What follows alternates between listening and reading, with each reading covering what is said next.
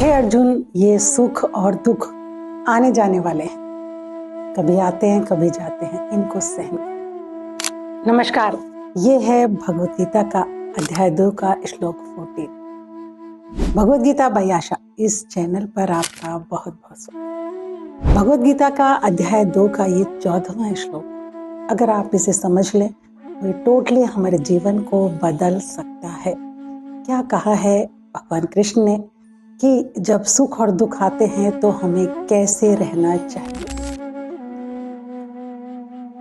अर्जुन से कह रहे हैं भगवान कृष्ण अध्याय 2 के 14वें श्लोक में, कौन्तेय मात्रा स्पर्शास्तु शीतोष्ण सुख दुखदा आगमा पायनो अनित्या भारतः तान तितिक्ष। कि हे अर्जुन, हे भारत, हे कौन्तेय, मात्रा स्पर्शास्तु मतलब जो ये इंद्रियों के विषय हैं, एक तो हमारी इंद्रियां और इनके जो विषय हैं।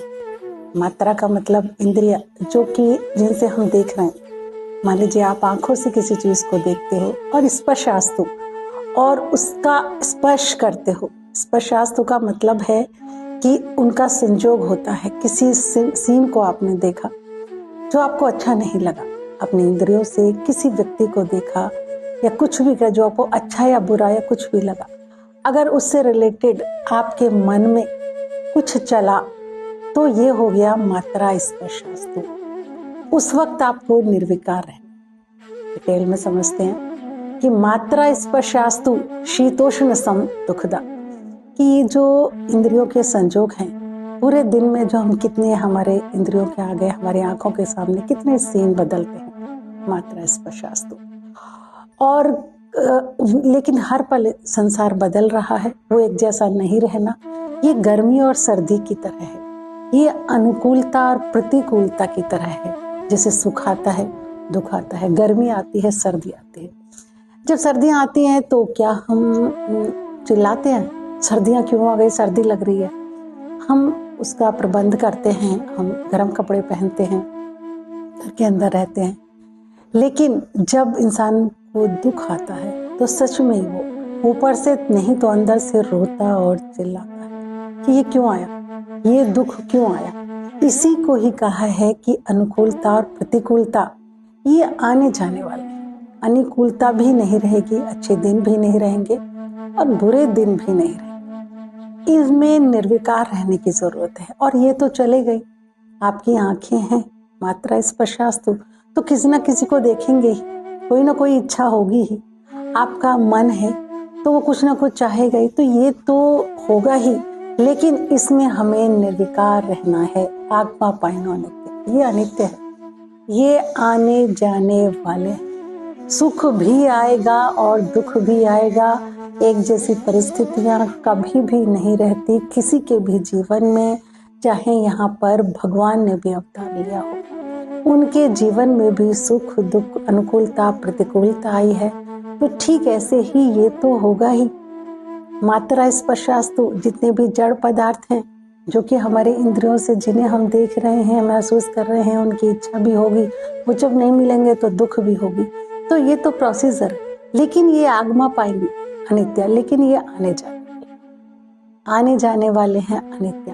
अब देखिए आगमा पाई, इसको अगर हम सोच लें कि जब बहुत इंसान दुखी होता है वो सोच ले कि ये भी जाएगा, तो शायद वो इतना दुखी ना हो, इतना डिप्रेशन में ना आए। और अगर वो जो सुख आता है, अगर ये सोच ले कि ये भी जाएगा, तो इतने अहंकार की भाषा शायद ना बोले, किसी को कटु वचन शायद ना कहे।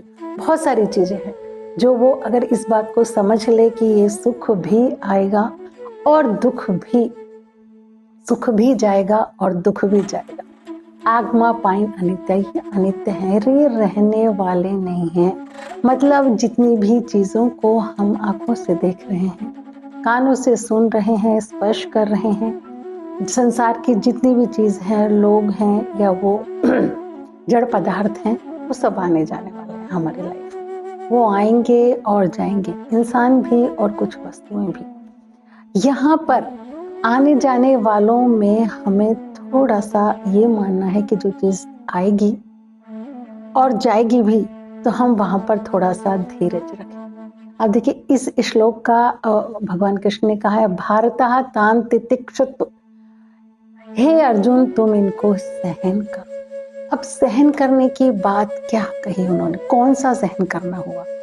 देखो एक तो सहन करना होता है कि हमें कोई गाली दे और हम कुछ ना बोले, या हम सही बर्ताव ना कर रहा हो और हम कुछ ना बोले हम कुछ नहीं, लेकिन हमारे अंदर में बहुत नेगेटिव थॉट्स आ रहे हैं कि इसने ऐसा क्यों किया। भगवान कृष्ण उसको ही कह रहे हैं जब बुरा टाइम आएगा तो अंदर से उस टाइम को आप टच मत होने दो।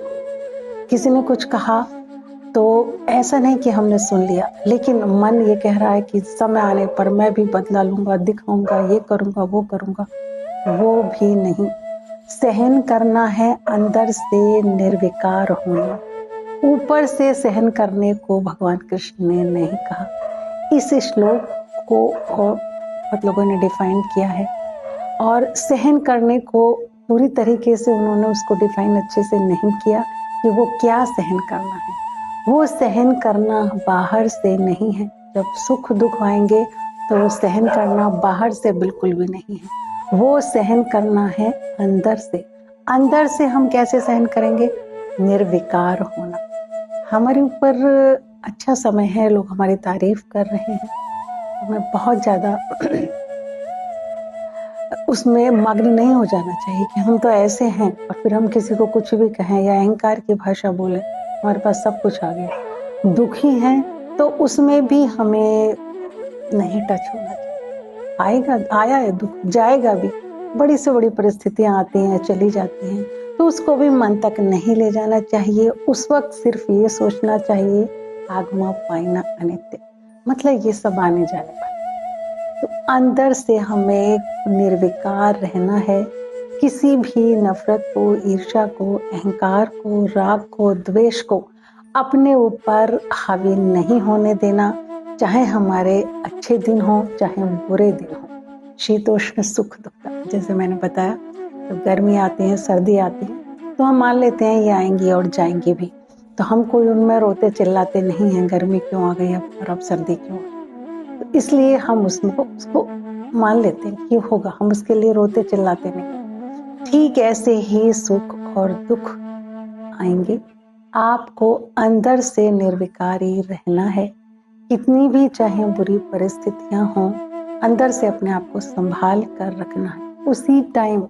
उसी टाइम ही तो जरूरत है गीता के उपदेशों की। गीता को क्यों दुनिया का सबसे अनुपम और सबसे पवित्र ग्रंथ क्यों माना जाता है? इसलिए कि यह मानव मात्र के लिए है, और इसमें वो सारी बातें हैं, वो सारी समस्याओं का समाधान है, प्रश्नों का उत्तर है जो हर इंसान के जीवन में आते हैं। उसको नहीं पता, बहुत बार वो अटक जाता है। बहुत बड़े बड़े विद्वान जो